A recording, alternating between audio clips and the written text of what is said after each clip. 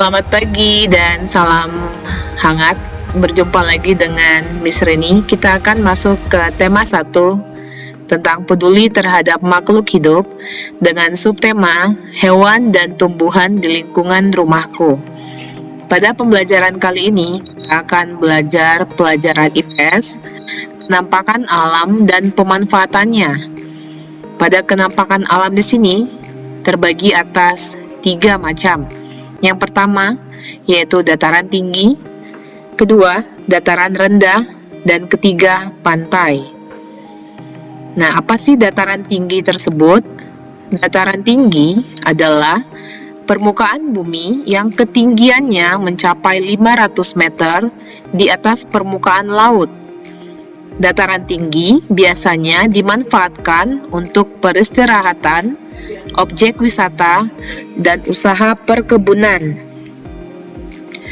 Mata pencaharian penduduk daerah pada dataran tinggi ini umumnya bekerja sebagai petani dan peternak.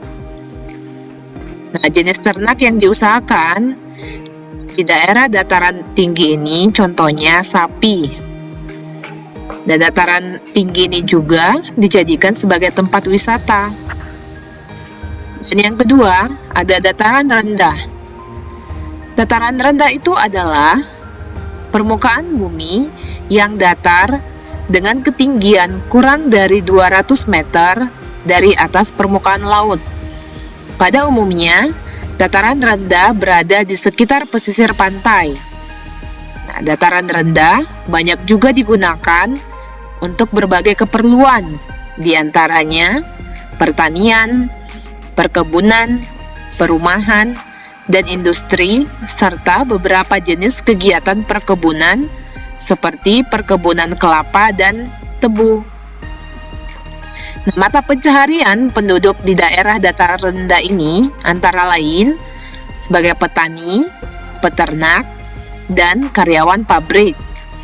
Dan contoh ternak yang terdapat di daerah dataran rendah yaitu ayam, kambing, sapi, dan berbagai jenis ikan air tawar. Dan ketiga yaitu pantai. Pantai adalah daerah yang berbatasan langsung dengan laut.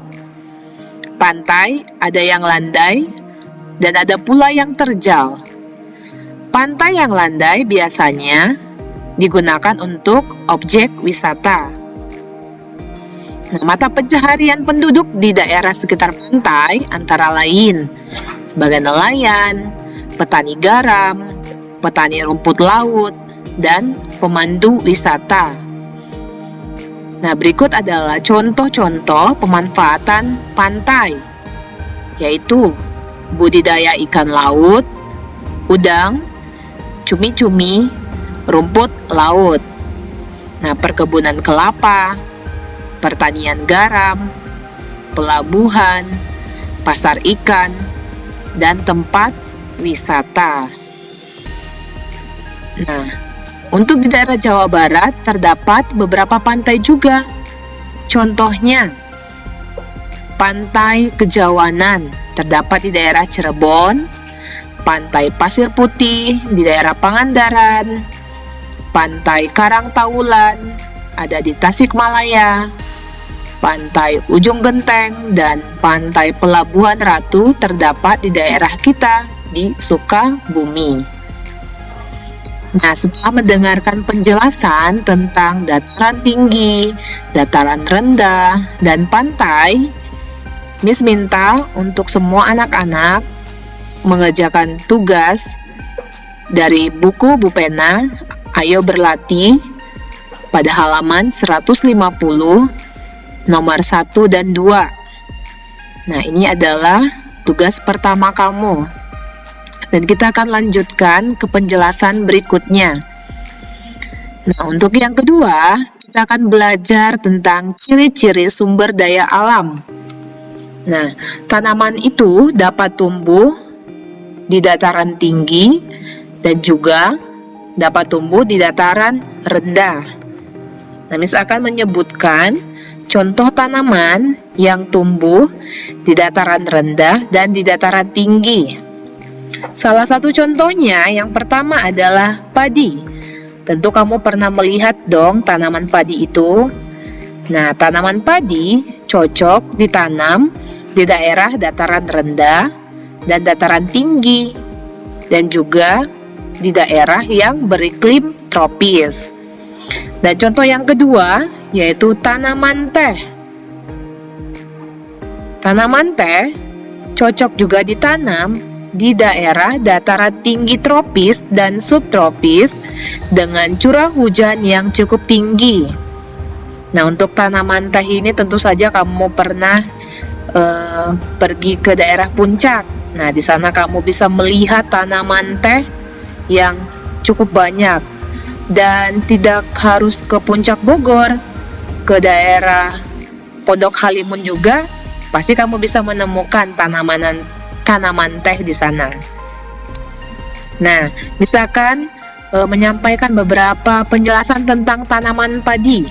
Nah, sebelum kita akan membacakan cerita tentang tanaman padi, misalkan menjelaskan, tanaman padi itu membutuhkan tanah yang banyak humus dan pengairan yang cukup. Nah, tanah yang banyak humus ini artinya tanah yang subur ya. Nah, untuk yang berikutnya, tanaman padi umumnya juga ditanam di lahan yang luas dan datar karena banyak membutuhkan cahaya matahari. Padi juga bisa ditanam pada lahan yang miring atau disebut dengan lereng. Nah, untuk sawah bertingkat yang ada di lereng gunung itu disebut dengan sengkedan atau terasering. Nah, itu adalah kalau misalnya kamu pernah melihat nih sawah yang bertingkat-tingkat di daerah lereng gunung, nah itu disebut dengan sengkedan. Nah, padi juga yang pengairannya tergantung dari air hujan itu disebut dengan padi gogoranca.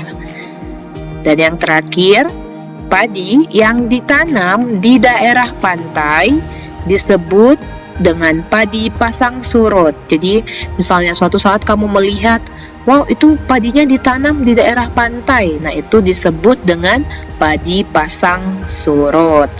Nah, sekarang kita akan melihat cerita di sini. Nah, sebagian besar masyarakat Indonesia tentunya mengkonsumsi nasi sebagai makanan pokok. Nah, apakah kamu tahu bahwa nasi itu berasal dari beras dan beras berasal dari padi? Nah, sekarang kita akan mengenal apa sih padi itu. Nah, kamu bisa membaca bacaan teks yang sudah Miss berikan di bawah ini. Nah, teks ini berjudul padi. Nah, padi itu adalah tanaman yang sangat penting di Indonesia. Padi menghasilkan beras. Banyak penduduk Indonesia yang mengkonsumsinya. Padi dapat tumbuh di daerah panas dengan curah hujan yang tinggi. Daerah utama penghasil padi adalah Jawa Barat, Jawa Timur, Jawa Tengah, Sulawesi Selatan, dan Sumatera Utara. Kerawang, Jawa Barat dikenal sebagai lumbung padi nasional. Pertumbuhan padi dibagi menjadi 3 tahap. Pertama, benih atau biji padi dimasukkan ke dalam karung goni dan direndam 1 malam di dalam air mengalir supaya perkecambahan benih terjadi bersamaan. Selanjutnya, benih-benih ini ditanam di lahan sementara. Bibit yang telah siap dipindah tanamkan ke sawah. Biji atau benih tadi akan tumbuh berkecambah hingga muncul ke permukaan. Bakal akar dan tunas menonjol keluar, lalu batangnya memanjang. Petani juga mengairi, memberi pestisida dan pupuk pada tanaman padi ini. Selanjutnya, tanaman padi berbunga hingga gabah matang, berkembang penuh, keras, dan berwarna kuning. Gabah adalah bulir padi yang terbungkus dalam sekam atau kulit padi namanya. Gabah ini nantinya yang akan dijadikan benih lagi.